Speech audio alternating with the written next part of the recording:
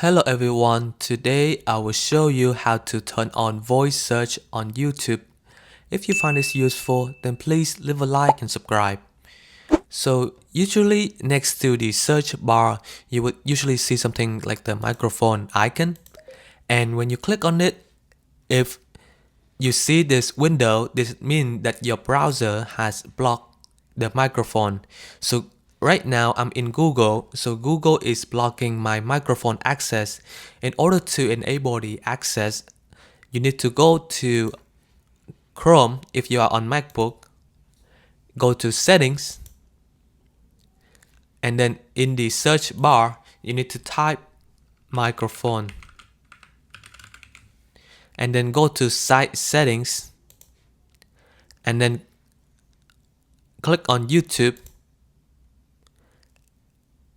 and then under permission, find microphone.